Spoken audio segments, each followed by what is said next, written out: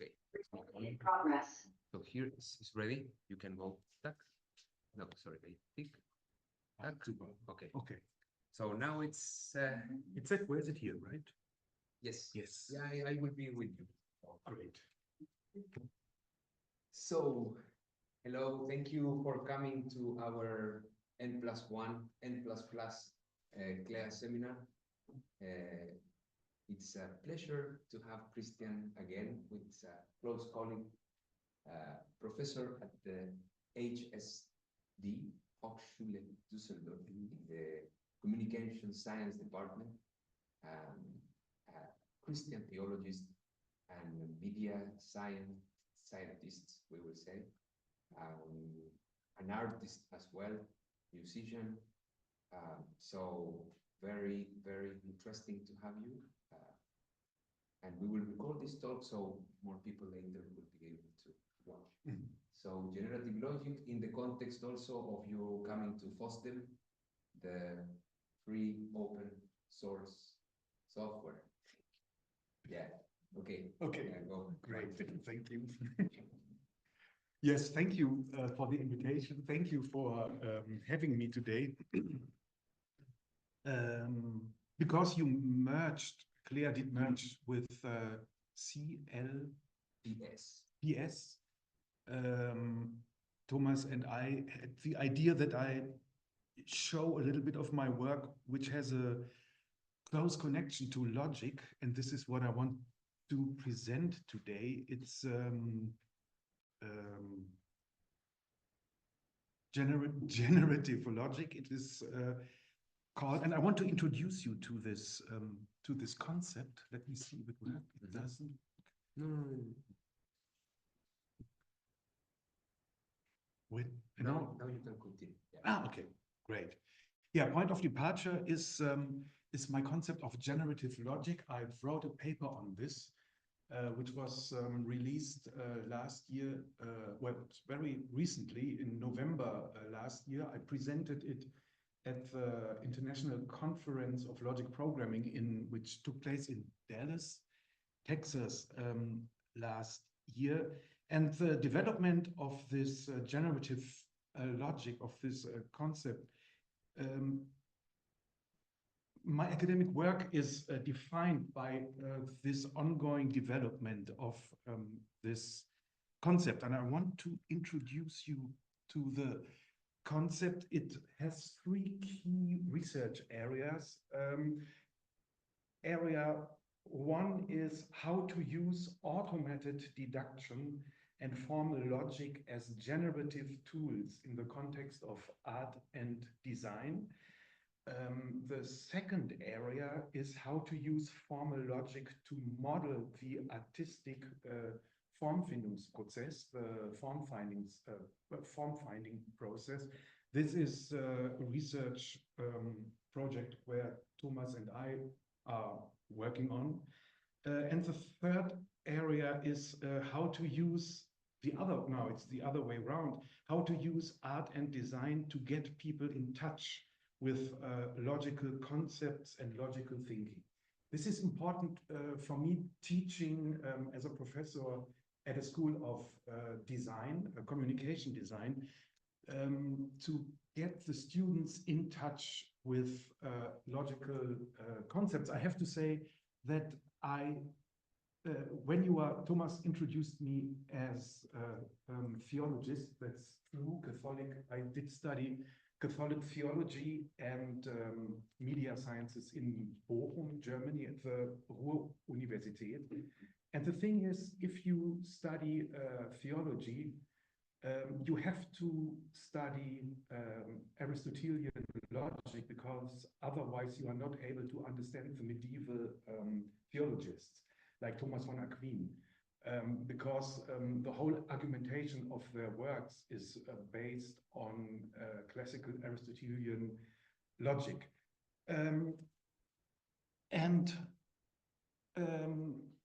Yeah, I'm coming to this later. I jump back to the introduction, and now I lost the plot. What did I say? I know you were making the connection between theology and logic. Yes. Okay, now I really jump. Yes, and this is important. So on the one side, I did study Aristotelian logic, and on the other side, I got into contact with automated deduction, actually with logic programming, with my teacher Friedrich Kittler. But I will in the media sciences, and this was really interesting for me, getting these two things together while I was studying, which was very important for my recent work, for all that happened after my studies. Okay, so I did try to introduce you to the main research areas I'm having, and all these areas are based on the same baseline, namely that every analytical tool can be used as a generative tool. So this is my central hypothesis, and it's not from me, it's from Abraham Armoles, and he belonged to the Stuttgart school. It was a bunch of philosophers and theorists in the late 50s, and upcoming computer artists at the Technical University in Stuttgart, and the center was German philosopher Max Bense, and they were really thinking about what does it mean that the computer did arrive, how will it change the whole way we are thinking about art, how we will make art. And Abraham Armoles then stated that any analytical tool will serve as a generative tool, or it can be used as a generative tool. And I think this thesis is true. It's really like this. At least this is the way I work. Okay, I want to introduce you to three, or present to you three projects, so that you get an idea what I mean when I talk about generative logic. The first one is, well, I called it declarative scores and collective backward reasoning. This is exactly what I said. Now, this is me in 1981 with my first electric guitar. And I grew up in the German area, which is called the Ruhrgebiet. And in the Ruhrgebiet, then in the late 70s, early 80s, up to the 90s, there was a big, or it did start even in the 60s, there was a big movement, namely free jazz, improvised music. And so 4 years after I got my first electric guitar, I was then, 4 years later, I was 15. And we started out really to form our own first group. And we were absolutely into free jazz, and we were doing it. And free improvisation, and we kept doing it, well, until today.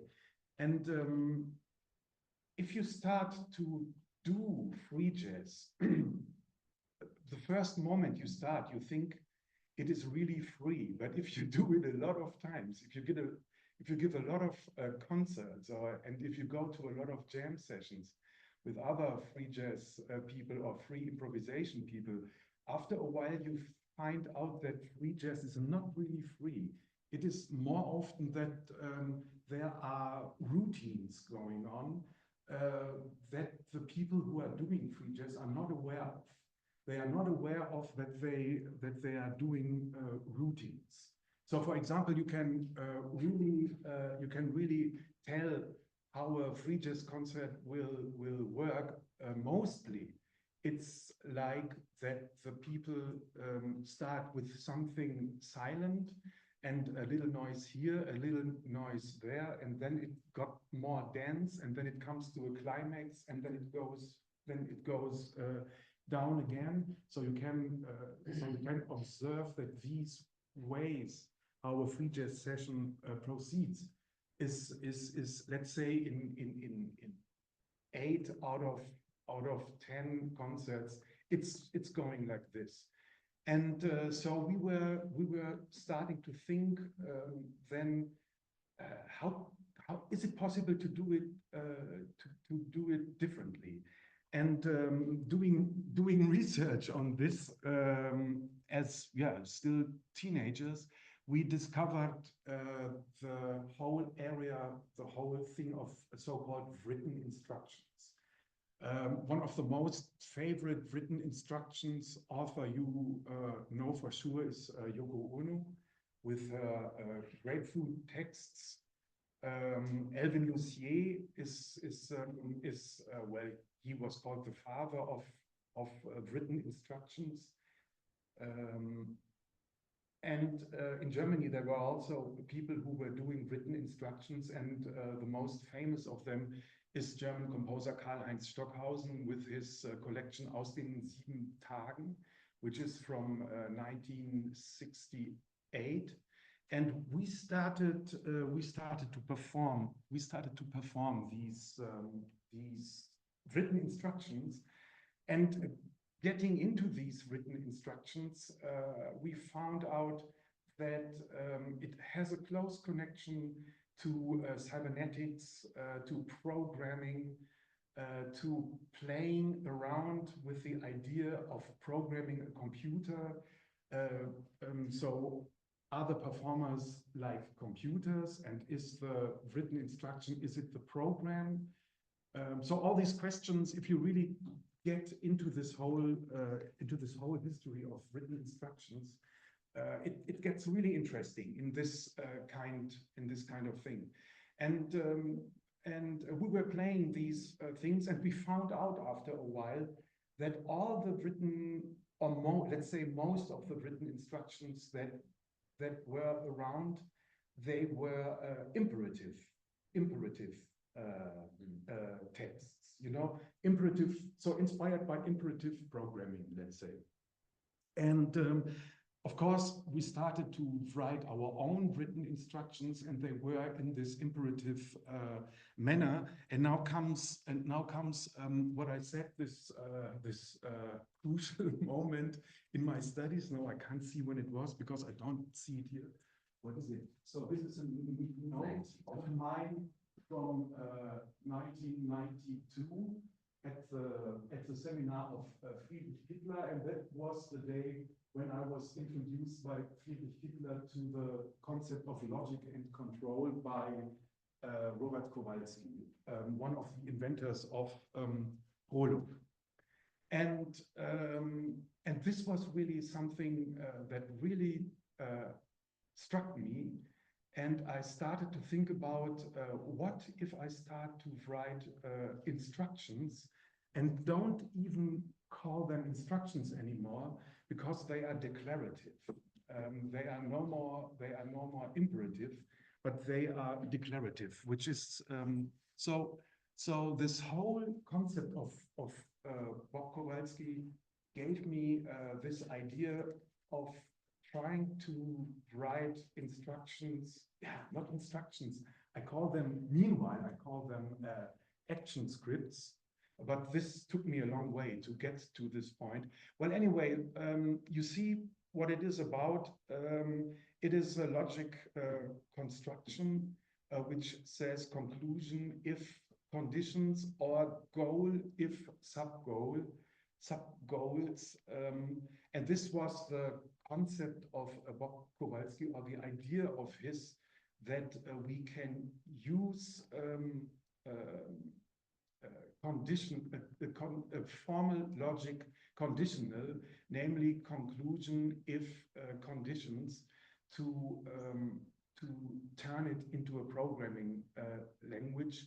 Namely, if we don't understand it declaratively only, when you describe the conclusion and then what are the conditions you need in order that the conclusion becomes true. And so Bob Kowalski called it goal if subgoals, which is the procedural reading of logic programming, which means if there is a goal, you can reach this goal in a backwards manner, solving all the subgoals until you solve the goal you want to reach. And this was this kind of way of thinking I then really jumped into, but it took me a long time. It took me 10 years from 92 up to 2004 even to come up with one of the with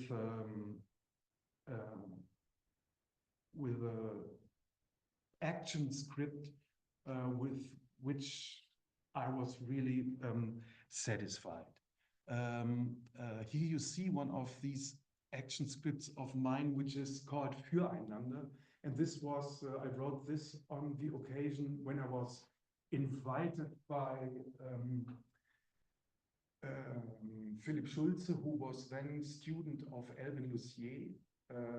He invited me to talk about my work and to the Wesleyan University in the United States in 2007. And on this occasion, I wrote this piece for the students of Elvin Lussier, and we performed it. And this was an interesting discussion in the colloquium of Elvin Lussier, because I came up with a declarative concept, and he's the one who is the name, or who is one of the inventors of the imperative style of written instructions. And so this was really an intense and interesting colloquium and a great visit with many deep insights at the Wesleyan University.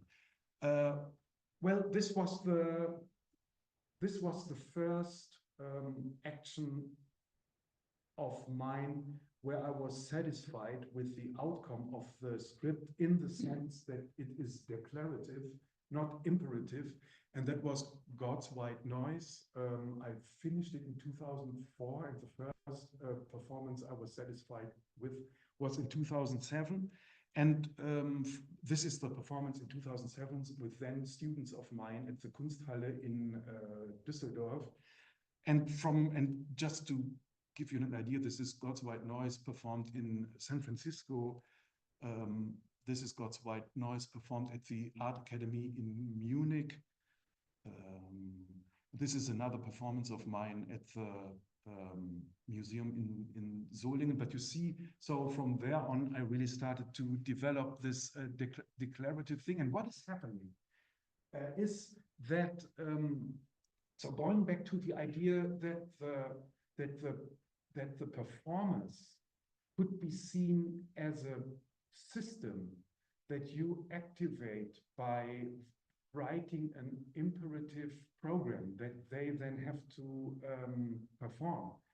And I tried to do the declarative way, and my hope was that what then happens was that the people who build this system, that they start to do a collective backward reasoning performance. And this is, well, at least I think it is like this. And this is really what is happening. It might be interesting to say that the performances are long duration performances. So God White's Noise is 8 hours. All the other performances, so there are 8 hours, 2 days, 1 week. I could do 1 month a few years ago at the museum in Antwerp. And it's not about marathon. It's not about that you have to sit and play 8 hours, but it's really about, so you can do if you are a performer, you can do a break whenever you like, but it's really about this collective backward reasoning process, which is going on, namely doing this backward reasoning process in order to find the right solutions to fulfill the goal that I described in my action scripts. So this is the thing. Yeah, this was at the Museum Volkwang in 2019. Another performance. Okay. Any questions or comments so far to this? Francis? Yeah, so what you mean by backward reasoning, I suppose it's the difference between deduction and abduction. So if you have if A then B, instead of going from A to B, you go from B back to A. Yes, exactly. exactly. And you mean that it's not deterministic, there can be more than one A that leads to B. Yes. That, I suppose, creates the improvisation, creates the freedom of. Yeah, this is a good point. I don't know who was. I think you. I still have problems, grasping the concept as a whole. Like, you have this program with rules.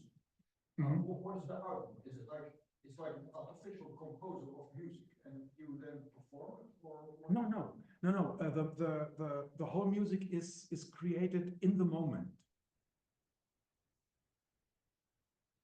Yeah, so the program creates music, or It's the model is logic programming as a concept, but the paper is just I give you the paper and you read it, and then you start to think about, okay, if I want to achieve this, what is written here, what can I do?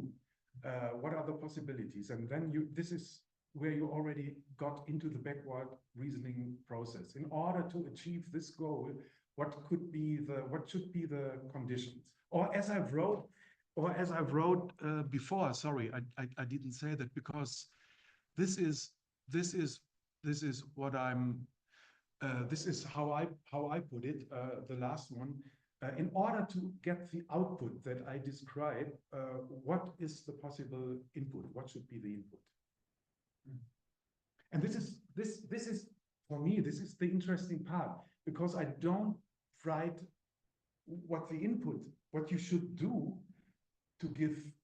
So I don't describe what kind of input you should give. I just describe the output.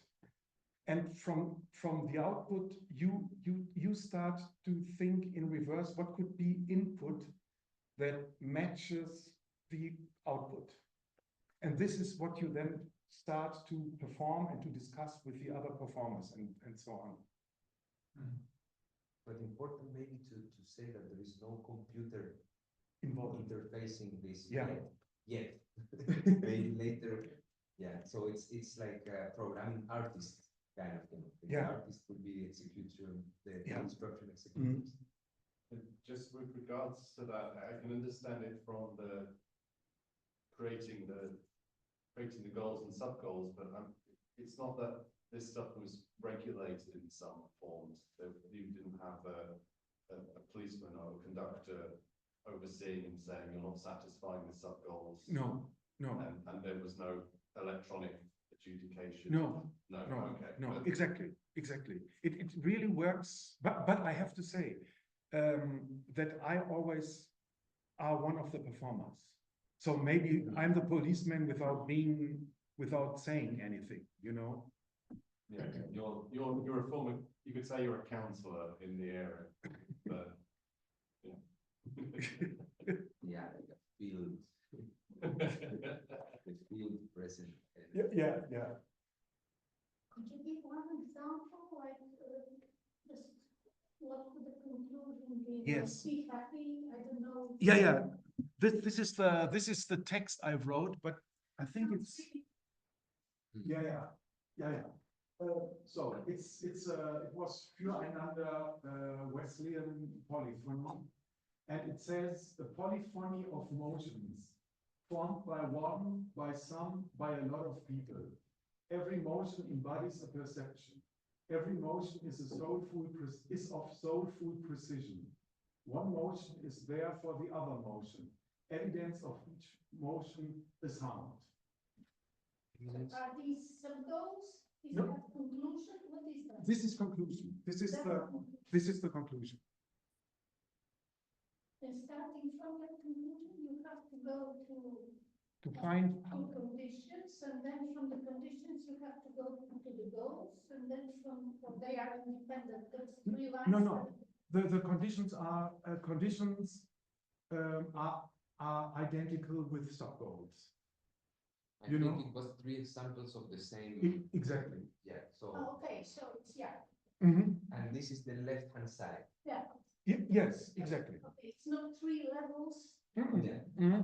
Could be. and of course the goals could overlap, but that would be fine one way or another anyway. Now it's a composition of the goal here, So which is not, and there is no sub goal involved. This is important. It's just because this is. I don't know if I should jump now already to. This is already the question part of my, but because this is what I wrote in the paper. I pointed it out, and I know that Thomas did find it interesting. Is what I called a partially unknown aesthetic object, because the question is in how or in what degree you define the goal. Do you define it, or do you describe it completely, or do you leave how do you say it? Do you leave openness to it? Vagueness, ambiguity. So how much do you know about your object you want to achieve, and how much do you don't know or don't want to know yet, to be surprised by the backward reasoning process, what kind of solutions it might has to offer, because it's exactly like what Francis did say, because it is non-deterministic, because there are many possible solutions to achieve the goal. It's a small question, because you talked about this talk that you gave in America. I forgot the name of the professor it was, but you said that he had like a more imperative point of view. Can you maybe give an example of how, I mean, maybe as an opposition to what you described as a goal, or a conclusion, how an imperative point of view would play out? So Alvin Lucier is his name, and he originally he was a classic composer, and but a traditional musical score was not precise enough for him. So this is how we came to written instruction, which means he described exactly, take the instrument like this, then do that, then watch out that you don't do this, and then do that, so it's really a precise instruction of what you have to do. So it's also much more detailed. Yes. On the whole. Yes, yes. And the super interesting thing was, when we had this discussion together, that he found out that there is no you can describe. So he told me, this was really super interesting. He told me that he thought that he has now the perfect precise description, so that the performance could not go wrong, that so that the performers will definitely know what they have to do, and it was not the case. and so out of this this whole written display with display also in the written instruction scene with indeterminacy really started.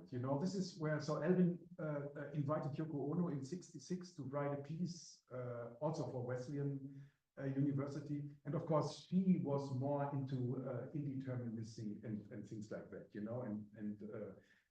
and open things up and so on and so on. And what is also maybe important, that Karl-Heinz Stockhausen, he was married to Mary Bauermeister, and both were good friends with John Lennon and Yoko Ono. So you have here this whole Fluxus kind of thing. And Mary Bauermeister, she studied with Max Bense actually, and so you have this whole cybernetic thing also going. And Karl-Heinz Stockhausen, he did study in Bonn with Werner Meyer-Eppler, who brought information theory to Germany together with Max Bense. So you have in Bonn, you have Werner Meyer-Eppler, who brought information theory, Claude Shannon, and all these American ideas to Germany.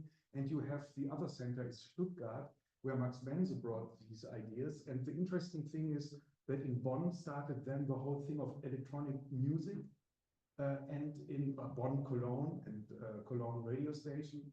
And in Stuttgart, computer art did start out of these things. Very rich in history. Can I make a little comment? Yes, please. Before you continue, because I was thinking about the connections at the historical level. It's a pity that the CLPS people are not here, because the imperative way, not but like the historians and many of them, like it would be great that they, like, I mean, the postdocs. Sorry, of course. So, but the whole of them, the imperative, it's like a dream of art being like able to come out from a Turing machine. Yes. You can program instructions and you have a substrate that will take it out.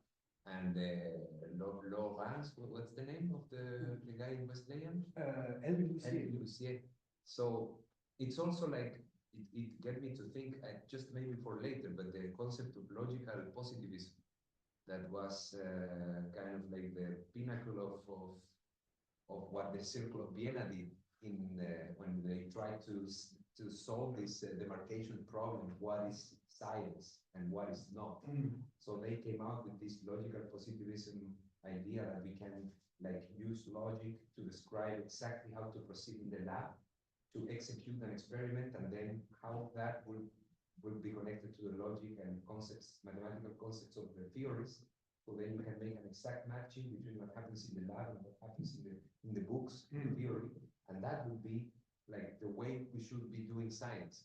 But then the procedures in the lab were never fully able to characterize to the precision of how you do things. Of course, yeah. If we do simulations, we work only with Turing machines, so it's fine. Or if we program computers to do the experiments, we use Turing machines as a magic, where you can imperativize behavior, you know. But everything that is not imperativizing in this way, it's interesting, because it's like maybe foundationally non-computational, in the Turing sense, you know. Well, I do lots of things with the geeks community where they do reproducible operating systems and software stacks. So perhaps the time frame is considered too small regarding people thinking that their Turing machine is actually obeying performance, because whereas a musical score you can pick up in hundreds of years perform it, most people can't operate their research material across the VB in 5, 10, 20 years time. I would say that's a bit of a blind spot, unless you can prove that your work will actually be reproduced in a Turing machine. It's actually conjecture. I don't understand. So the software stacks all change, and so that most people who have something which works in a Turing machine may not be able to reproduce it, because when they put it on an operating system. But yeah, it's important to say it, given that we acknowledge the limitations of, say, Lucier in this example in imperative form, that we shouldn't hold computing on a pedestal necessarily, because we're not working to a strong standard. It could even be then, it's also made of nature in a way. But this is because at the theoretical level you kind of get rid of these issues to say, okay, the machine or math, you know, it's the same, like mathematicians doing calculations. These are not always perfect, you know, like reasoning is not as then you see the proof. The reasoning is also different. So I was just like baffled, like thinking about all these connections. Absolutely. But maybe for the drinks. No, but I mean, it's a story to tell. Yes, absolutely. Absolutely. Interdisciplinary story to tell. It crosses up like history of science, art, absolutely. Computer science, and then when you started dropping names in the information theory and so on. Totally. I totally very interwoven. Conceptual story. It's super interesting to have a look who studied with who in this time. So that the whole idea of electronic music developed by Karl-Heinz Stockhausen is not actually coming from classical music, but it's coming from Werner Meyer-Eppler and the whole idea of information theory and things like that, you know. And the apparatus with which electronic music originally was made were measurement apparatuses, oscilloscopes and so on, and they were not meant to produce music. And so it's definitely a super interesting history to explore. You teach that to your students? Yes, I do. That's good because people should know some. Yeah. Yeah, no, definitely. Yeah. Definitely. That's it also so that you, I mean, this is all about CLEA, right? The whole CLEA idea is the transdisciplinary approach. And this is exactly that, what we need. And I mean, these people, they were doing, you know, like Mary Bauermeister or Karl-Heinz Stockhausen or this whole scene, Frida Nake, the computer pioneer who studied with Max Bense. So he was a mathematician originally, you know.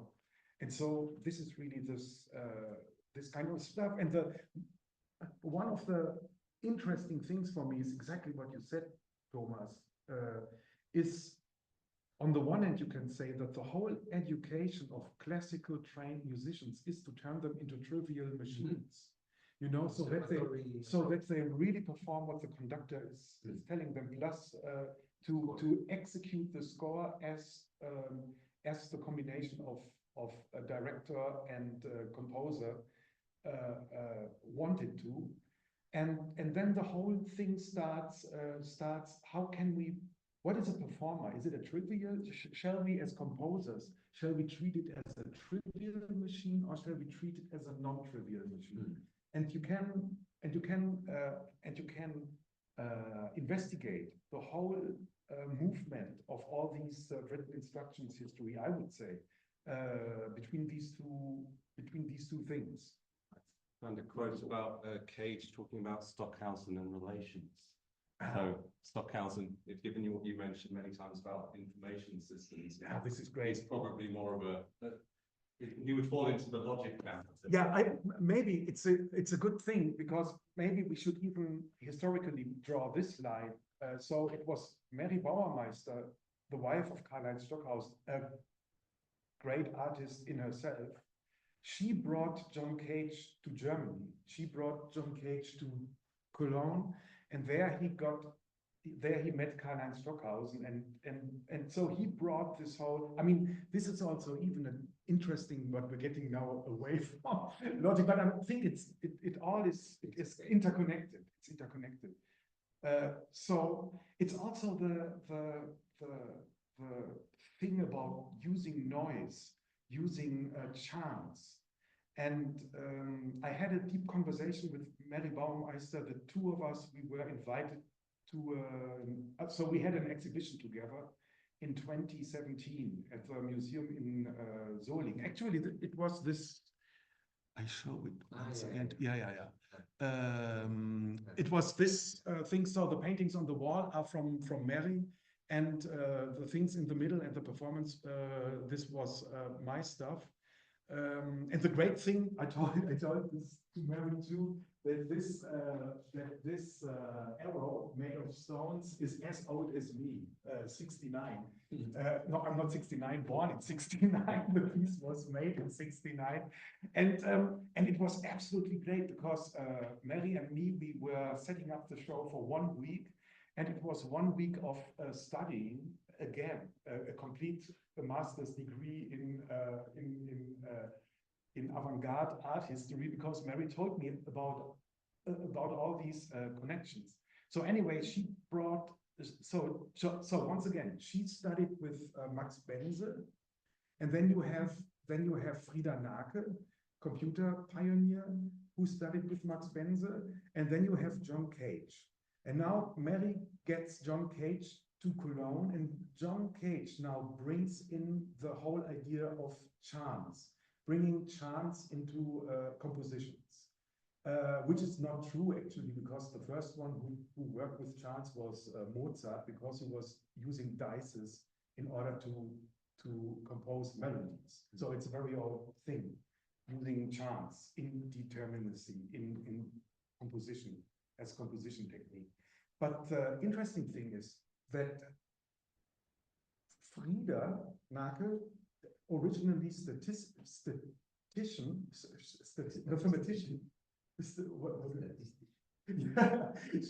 so statistics. So he is the one who brought in random functions in a generative computer system, computer software. So it was Frida's idea to implement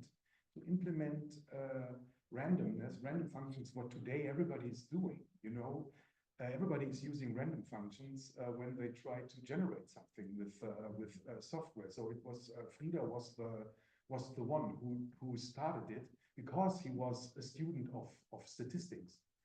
And okay, but he implemented it in order to simulate human intuition. And we have an ongoing deep conversation about this fact. So his original idea was to use a random function in order to simulate human intuition.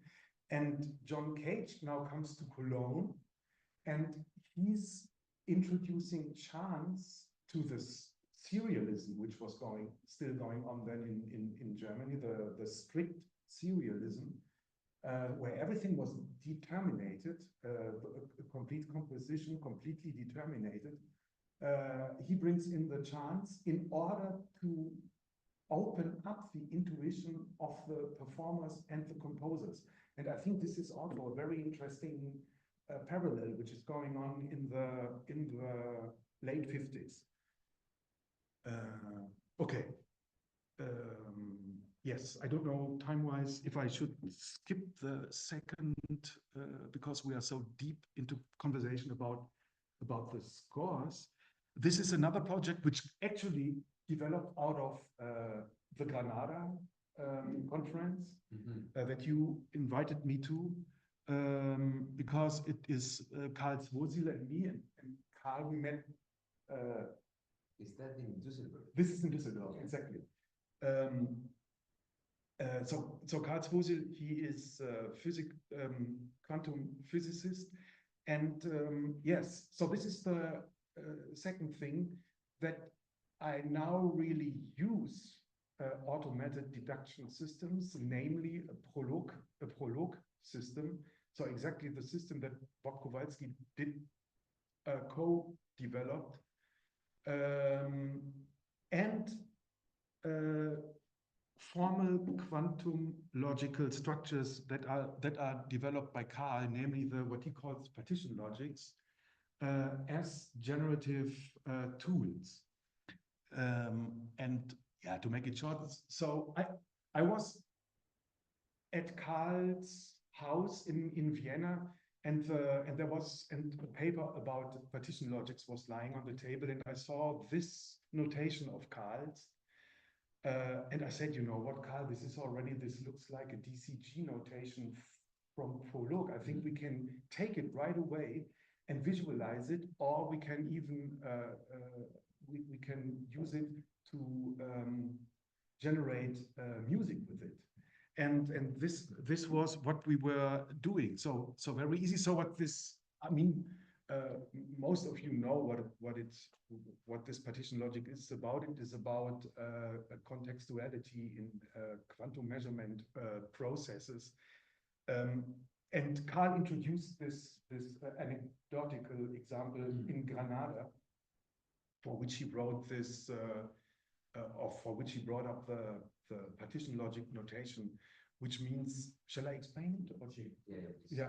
So if you so anecdotal example which illustrates complementarity in a quantum physical experiment.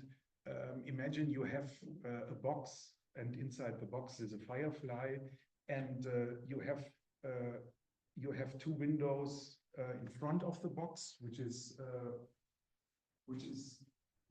here, and you have two windows on the side of the box, which is there, and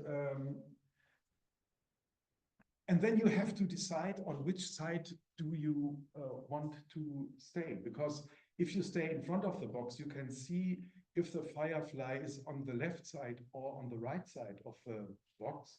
And if you are stand on the side of the box, you can see if the firefly moves in the back or in the front of the box. But you can't see from the side if the firefly is in the left side or in the right side, and the other way around. If you stand in front of the box, you can't see if it is in the back or in the front of the box, just that it is left and that it is right.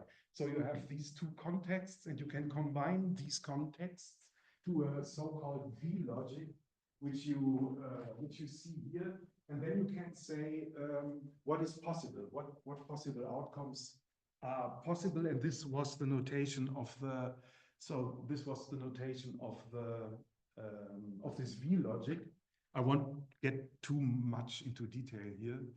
And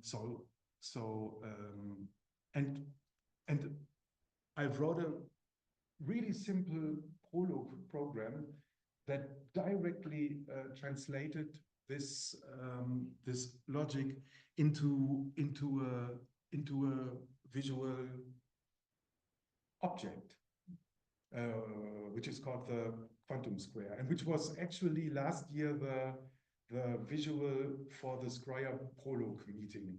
I forgot to bring the stickers, stickers produced with this on. And of course, this is an interesting. So two things. What I personally find interesting is that an automated deduction system that works on classical formal logic, if you like, operates on a quantum logic, which has the potential not to be classical. So this is one part of the story, what I really find interesting from that point of view. And the other thing, of course, is that I am interested, and this is another discourse I have with Frida Nake and many other people, that and why I also call it generative logic, that I don't use randomness in order to create interesting aesthetic output. And so I'm interested in, let's see if logic structures, quantum logic structures, other formal logic structures, what kind of interesting aesthetic output you can generate with them just by translating them into colors or what else. And this is a super interesting question, and it's also that the students who study with me, that I also say to them, don't use randomness, don't use a random function to create interesting stuff. Try to find other structures that might generate interesting aesthetic output. This is the one side. And you see, if you look at it, if you don't know that this is a quantum logic, you can see that there is a kind of structure, but you can't tell what kind of structure it is. You can't map it to this or to that. And on the other side, I think you also, but on the other hand, you also see that it is not completely random. There must be a structure, but you don't know what kind of structure it is. This is for me the interesting part on the aesthetic level. And of course, I have with Carl and I, we have conversations about it, that this also might be a way, we don't know how yet, but we think that there might be a way to explain all these complex things better by using these visual translations. That they might be interesting tools to make it more accessible, these things, or more understandable.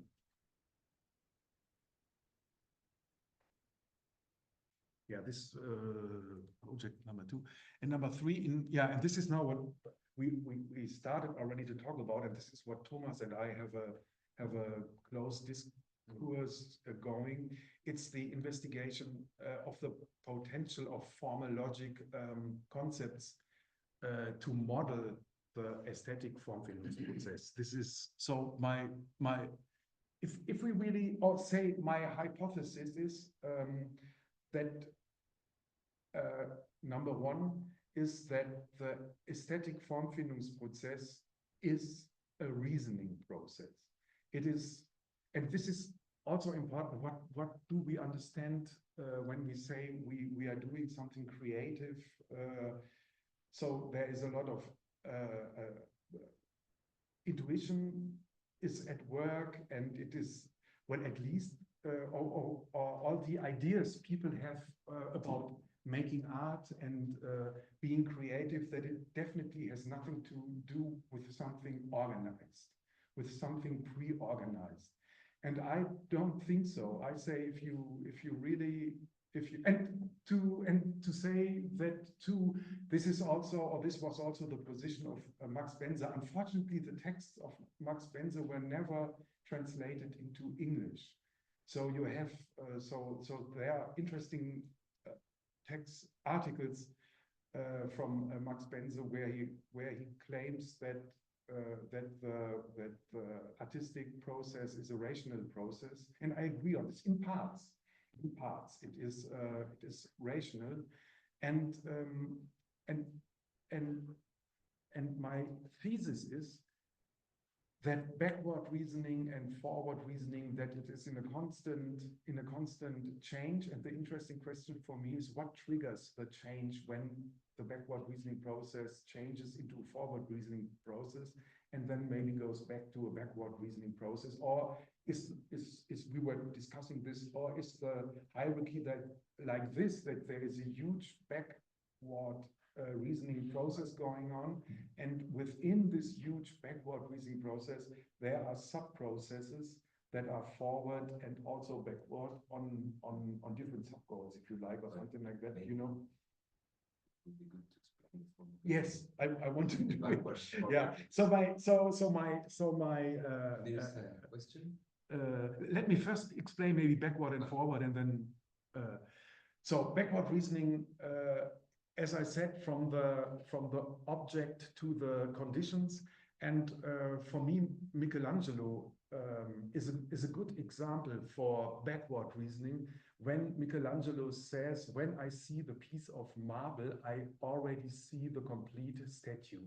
So this is backward reasoning because the object is there, and now from this object, all that Michelangelo has to do to work backwards to get to this goal that he has completely on his mind. The other example is Joan Miró, I would say, Spanish artist. He used to live in his later years on Mallorca, and you can visit his studio, which is a museum today. And it's interesting because it's on the outskirts of Palma de Mallorca, and it's in the hills, and you can walk down to the beach. And what Joan Miró did, that he went every morning, he went down to the beach and he looked what the sea had brought overnight. And so out of these pieces, he was getting them together and thinking, oh, this is a piece of wood, this is an old bottle, what could this be?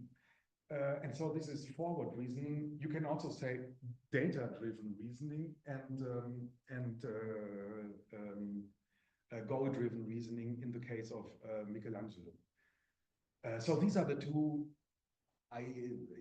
where I think in self documents where you can clearly see that Joan Miró, I would claim, was more forward reasoning orientated, and Michelangelo was more backward reasoning orientated. Okay, and so my idea is that maybe during the whole process, it's really a constant change. And this was one of our brainstorm sessions when Thomas was in Düsseldorf, and you see in the back what is blackboard, and where we throw our ideas on, and there you can see backward reasoning, forward reasoning, and we were really discussing it, how these things could work together.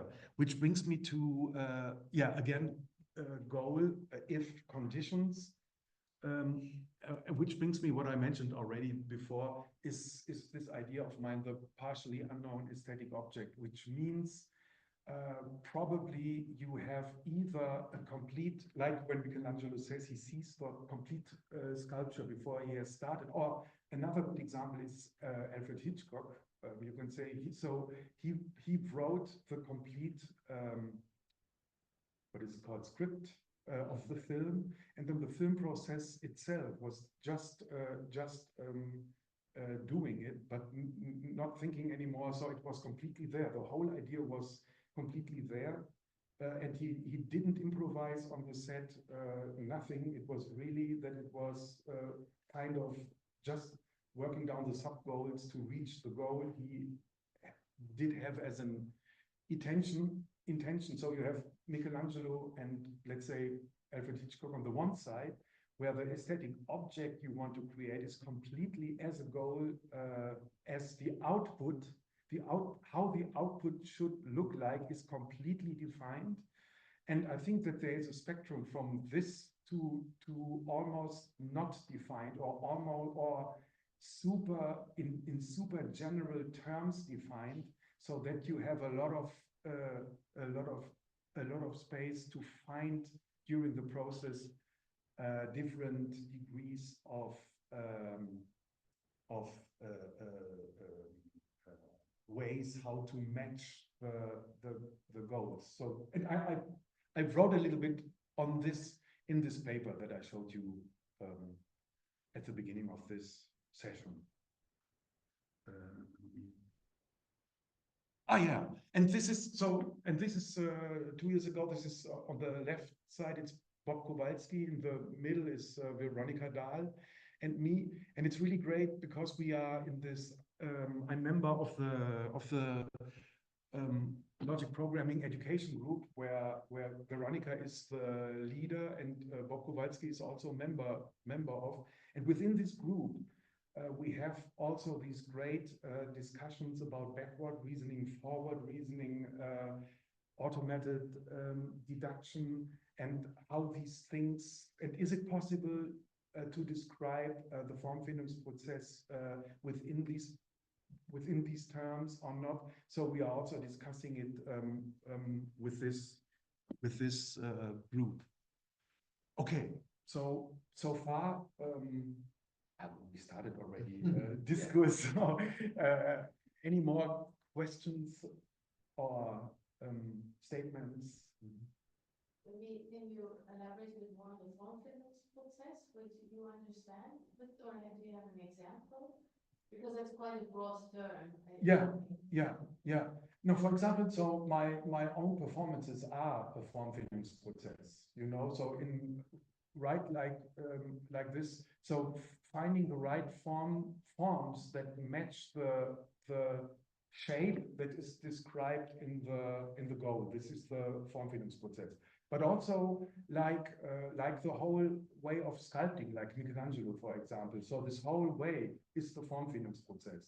To find the right form to match the ideal he has in his head as a goal, or the Formfindungsprozess, as I described it with Joan Miro, that he, from bits and exactly, yeah.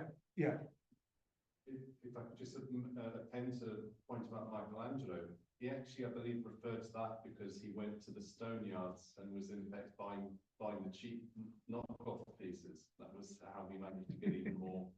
It was not only his thing, but it was actually him working within his economic reality. Yes, and also to see where are the crackles in the marble, so that he had to work around it, so it forced him to be goal directed. Yeah, and this is what I would like to ask, in how far, because you are constantly doing research on goal directedness. So is this anything that would have a place? But I guess your question is more how goal directedness comes about, right? So it's not a question what is the goal, but how goal directedness comes, how this emerges. I guess it's more this field of research where you are operating on. Well, your whole discussion reminds me of a domain I studied quite a while ago. It's problem solving, and in problem solving, you indeed have these two basic strategies. You start from the goal, that's what I want to achieve. How can I get there? Yeah. Or you start from what do I have? How can I get to the goal? And what typically happens is that you use both methods, and that even better, you try to define sub-goals somewhere, so that instead of having, if you start from where you are, there are many paths, and only one of which leads to the goal. If you start from the goal, there are many paths that could potentially lead to the goal. But if you have a number of sub-goals, you have relatively few paths that go to each of the sub-goals. So that's a typical way to make it simpler. You define a number of sub-goals. That means you start from things you have. You look at possible steps towards your end product, and then you move from where you are to the first step, and then from the first step to a possible second step, and so on. So that's the most general way of problem solving. And problem solving is a very broad process, because you might say evolution works like that. Evolution tries to develop fit organisms, and it doesn't work goal direct. In this case, it's really forward-looking. It's forward-looking, but it can't just explore all possible ways. It needs to find something that, at least in the short term, leads to something fit, because otherwise everything is eliminated. So design, artistic creation, problem solving, management, evolution, cybernetic, they all have this problem of the distance between where you are and where you want to be. How do you bridge the distance? Sometimes you start from where you are, sometimes you start from the goal, sometimes you start from some intermediate sub-goals. There is no one method that always works, but it's good to be able to test, to use different methods, to switch methods, because if the one doesn't work well, try the other instead of starting from where you are, maybe look at where you want to be, or vice versa, or start from maybe some tools you are. One of the most ambitious attempts to develop a general model was by Herbert Simon and Alan Newell, who wrote a program that they called the General Problem Solver. It was very ambitious. It was one of the first AI programs. It worked on the logic, the proof theorems. And what the idea was, what they called means-end analysis. They start from where they are, they start from where they want to be, and then try to analyze what are all the differences. So if you want to go from where you are to where you want, each of the differences between where you are and where you want to be needs to be changed, needs to be replaced. And they call it means-end analysis. For each of the differences, you would try to find some method to get there. And then if you have managed to overcome all the differences, you are by definition where you want it to be. So it's theoretically a very nice idea. In practice, it's not that easy, because AI in the meantime has tried out all possible different heuristics for problem solving, and none of them is universally applicable. So it means, as they say, heuristic. That means things that may help, but that also may not work.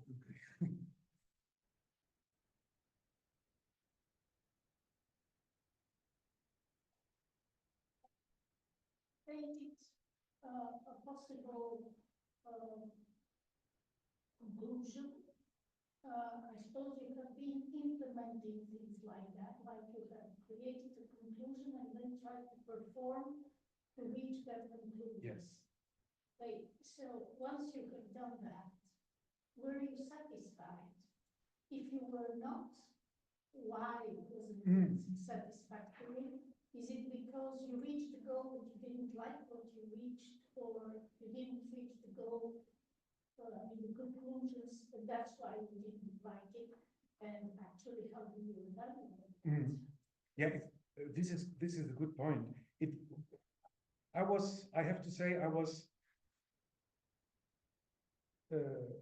it was only once that I was not happy with the performance, but all the other times, it was always great because I was always surprised. In how different, it's a bit like what Francis pointed out a minute ago, how different ways are possible to get to Rome, you know? This is the way, it's also so interesting under the interpretation aspect, you know, how people, different people with different backgrounds and so on, how they interpret the text when they read it, and then what they are doing out of this. And it was every time it was, and this is super interesting too.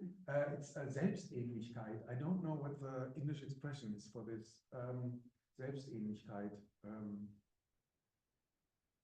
Similarity to oneself. Yeah, exactly. Similarity to itself, but always different, you know? So for example, God's White Noise, the performance, I performed it a lot of time, you can say all over the world. And it is super interesting that it is always different, but always the same at the same time, you know? So so it has so how to explain? It has a certain eine certain Selbstähnlichkeit. You recognize it is this piece. It is not beliebig. What is beliebig? It's not believing. After the opposite of being specific, arbitrary. Yes, it's not arbitrary. You recognize, this is God's white noise. This is not another piece of mine, you know. But then it's always different at the same time. The smell test. The what? I think there's the term the smell test. Yeah. So, but it has an identity. Yes, it has an identity. Exactly. Identity, but without, not non-static. So I was this is great. Non-static identity. Yeah, because that's what we kind of work on the goal directedness with Francis. It's a lot about defining non-static identity. That's the bio-organic life. Yeah. The living system approach to be. Yeah. You know? No, because there is no other way. Yeah, it's like us, right? Yeah.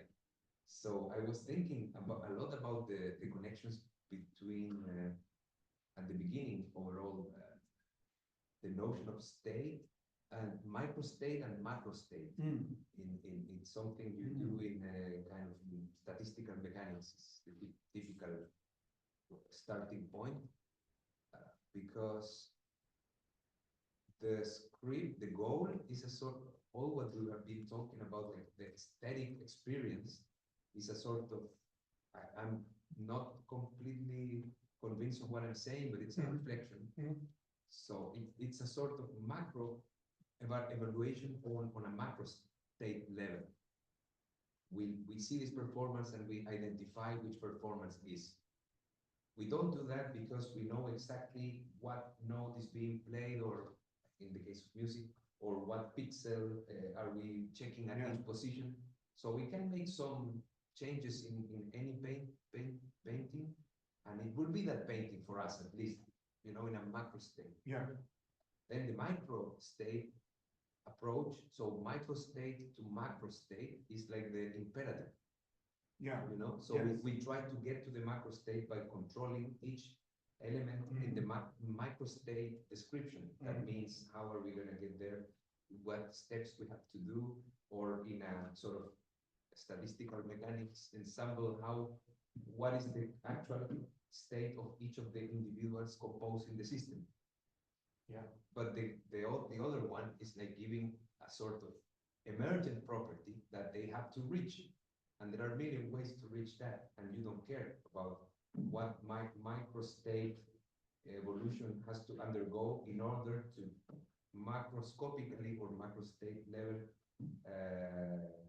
be acquiring this particular property. So, and back to the computer thinking, computational thinking, I don't see very, like, I don't have any example of one programming or defining things from top, and then the computer will, well, no, with the, maybe the neural networks is a little bit like that we can really give a high level description of something and it will figure out the intermediate steps.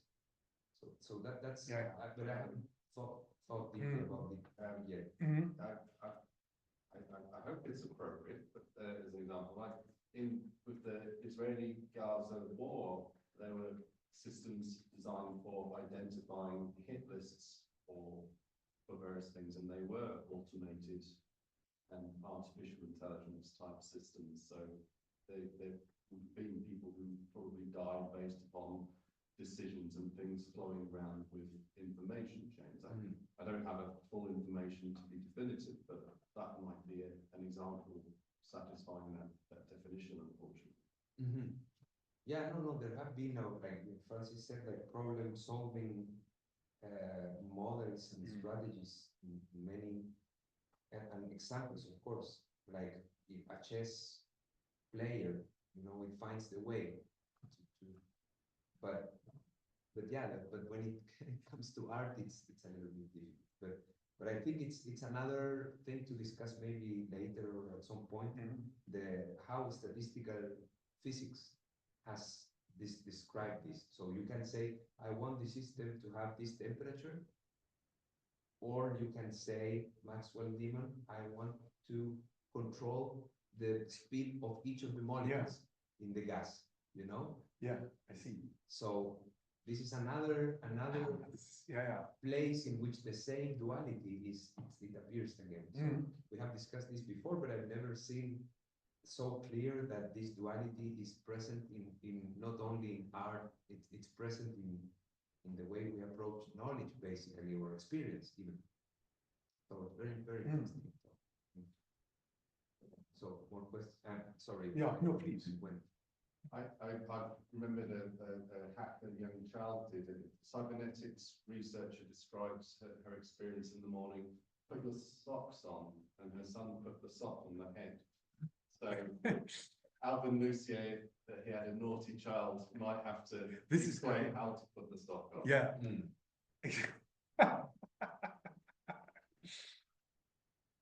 and then Specifying the goal, but it's yeah. And the other thing I was I'm kind of missing between the declarative and the imperative is the feedback.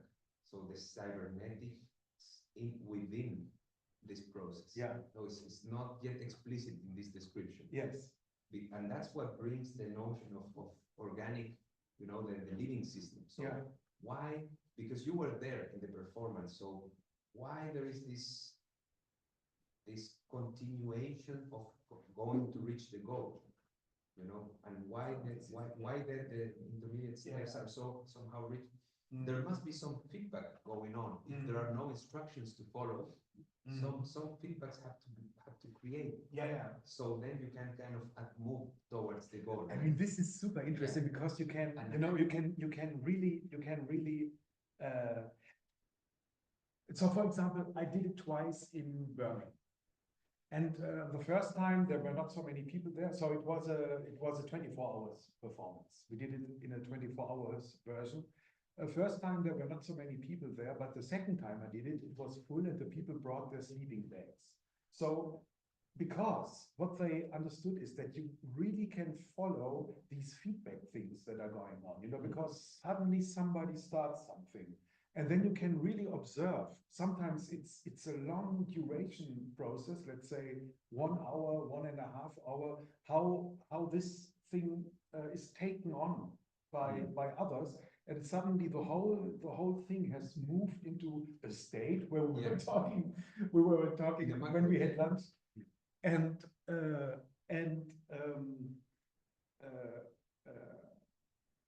but then you can also see how then it transforms, or somebody then stops it, and because she has stopped it, a bunch of people also stops, and a new idea emerges, you know.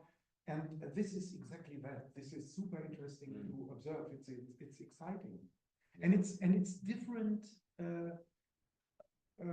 When I gave my first talks about my performances, I always use the image of that people, that the visitors or the audience, that they are more, that they should understand themselves more like people who watch a construction site. You know, when people are working on the construction site, but that is not, it's a good image, I would say, but it doesn't really hit, because on the construction site, it's not this feedback thing going on, which is going on in these performances, which makes them more, you know, which has this special vibe to them, because on the construction side, everything, you know, runs. Yeah, yeah. There is A plan is followed, you know, and it's more imperative.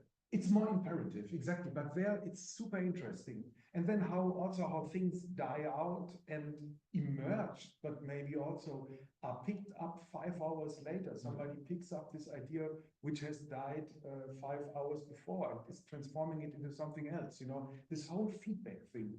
But it's beyond my capacity of describing it at the moment. The Brussels urbanism is pretty loose in one respect, but when you put up a building, you have to have something commensurate with the rest of the street view. So you can only really today put 1 story higher, and even though you might have different brick or glass forms, usually there would be a flow which, for enough decades, shifts things a little. Maybe you need to think at a macro level up for applying such an analogy. Yeah, would be, but then you need a sort of conductor maybe, or spice, you know, as people set there, kind of pushing the music. The 70s would point otherwise in terms of Brussels urban. I don't know if you're familiar with the work of Olivier Albert, No. the poetic generator. No, and it's another pity that we don't have CLEA people here. Ah, you're CLEA. Yeah. No, but yeah. No, Olivier and we missed every time. Yeah. This last part of the discussion is exactly what he has been working on for decades. Yeah. In a visual setting with the first phones, like before the Nokia, he was already doing collective sense making, using controlling pixels and drawing things in a collective way. And he has papers even to measure like the he doesn't have all the he hasn't explored all the possible methods, but have made some tryouts to describe how the coherence of the performance changes over time. Yeah. And it goes on waves of like people getting really in tune and then detuning to explore new things and then tuning again. Yeah. And this goes on over Yes. and over. And it's a sort of frequency that you can observe for a particular collective, create a particular frequency of connection. So it's already kind of half true. Yeah. You know? So I was thinking that maybe we should organize a longer workshop about this one day and call the right people. Orion also should have been here because he worked in algorithmic theater. Yeah. He did already performances and writing, which is also declarative partially because the script is there's no script, but there are instructions that people have to follow, some rules for creating a performance without a goal. So that's the other way to do performance. Like let's give only action. So you are not giving instructions to reach a goal. Yes. You are not giving a goal. You are just giving the substrate. Yeah. And this is the substrate you incarnate, and this is the substrate the other person incarnates. What can emerge out of that? So that's another form of art. Yeah. It's the generative, which is also Katarina, and so on. So I think we should maybe, I mean, there is so much to discuss around these things. And also the connections to as I was saying, the history of science, and so how do we think about knowledge in general, more epistemology. So, but maybe we have to think when. Just not in a month, not in 2 months, but maybe after summer. Yeah. It would be good. Yeah. One other theory that this made me think of this, which is all the rage in cognitive neuroscience at the moment, it's called predictive processing. Predictive processing is the idea that when you're perceiving forms or shapes, actually it's not your eyes that do most of the work, it's your brain predicting what you will see, because the information that comes into your eyes is always very fuzzy and ambiguous. But as soon as the brain gets it that there may be a particular shape, and the example I give in my concept is the cat, so suppose somewhere in the bushes you see some movement and you see part of a tail and part of an ear and maybe part of a paw, your brain will very quickly recognize in there a cat. It means that your brain kind of imagines how the cat will be, even though it has never seen the whole cat. It imagines that the tail is connected to a back and that the paws are connected to a body and that the ears are connected to a head, etc. So when then the cat moves, you see different parts of the cat appearing. The brain will constantly compare what it sees with what it expects to see, what it predicts to see, and as long as there is no mystery, that means as long as whatever appears behind the bushes does not contradict what the brain imagined, the brain will assume that it understood clearly. So, which means that when we perceive something, most of the work is actually the brain predicting what it will see. So that's kind of working backwards from the goal. Like, I have an idea of what a cat looks like. I see some bits and pieces that might be part of a cat. I will assume it is a cat, and now I'm predicting how the cat will look like. Yeah. So it's a similar kind of putting things upside down instead of starting bottom up or forward chaining from the things you see and then step by step infusing it again. No, you have a few bits and pieces, you immediately jump to the conclusion that must be a cat, and then you use your knowledge of what cats look like to fill in the missing pieces. Just curiosity, because there's a type of predictive processing with regards to online gaming, because when you're playing a shoot 'em up game, the multiplayer aspect needs to calibrate everything. So all the kind of quick movement you're doing at the screen level is based upon a range of predictive expectations which haven't quite happened yet. And there's kind of curious triangulation, which means that somebody gets shot or not based upon balancing out. But our experience is slightly disjointed, but we're involved in accepting it. It's given what you're saying there, you probably would be interested in exploring that more and seeing if there is a distinction. Yeah, it's at the moment the theory that really has taken over the scientific world by storm. The guy who's most associated with it, Chrtistian, is like one of the three most scientists at the moment. So it's huge and it explains lots of things that before were difficult to explain. I mean, there used to be kind of in cognitive science the big division between empiricists and constructivists. Empiricists, what they perceive is the data that come in, it's us processing all this incoming data, it's our sensory organs that are the foundation. Constructivists would say, no, we construct images in our mind, and then we check whether those images exist in the world. What predictive processing now has done is connect the two and say these two processes are in interaction. The empirical data come in but are fragmentary. The construction chooses a particular thing that fits them best, projects it on them, predicts the missing pieces, and then checks whether the missing pieces are there. If they are there, it assumes that its prediction was correct, and then you have perceived the cat, no matter that you only saw still 1/3 of the actual cat.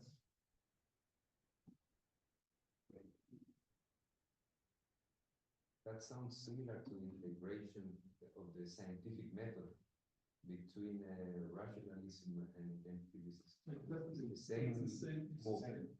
Yeah. I assume that's maybe why gaslighting is so extreme as an effect on a person. The idea that the pathways are confused with regards to predicting your memory and perception is distorted so heavily. Yeah. Yeah, predictions are never purely objective. Another important aspect of the theory is Bayesian reasoning.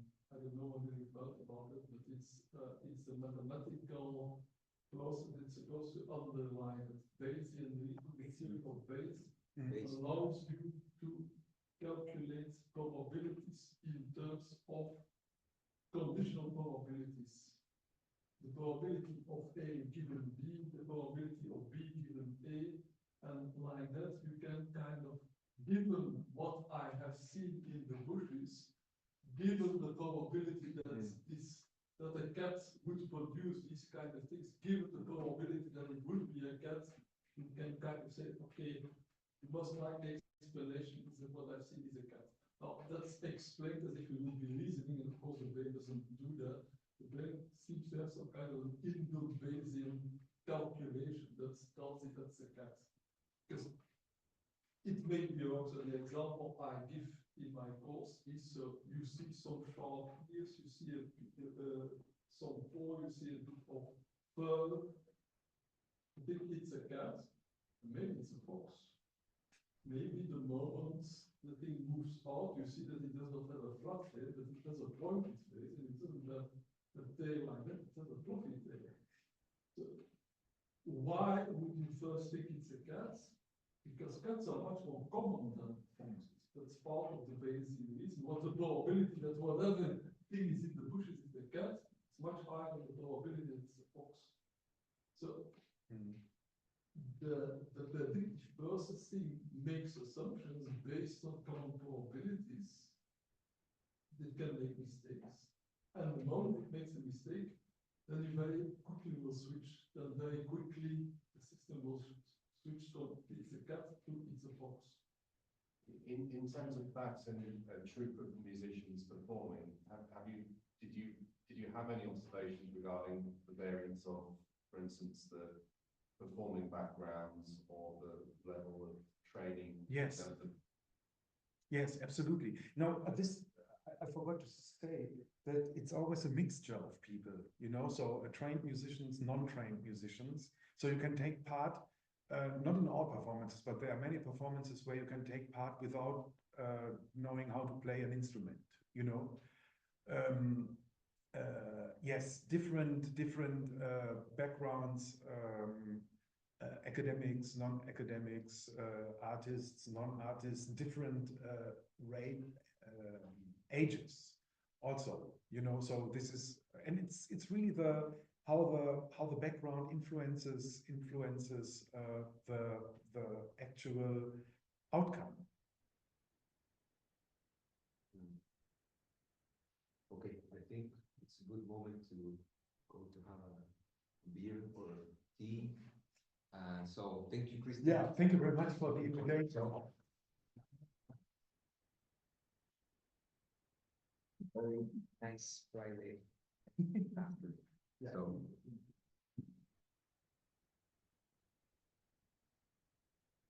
share, stop recording.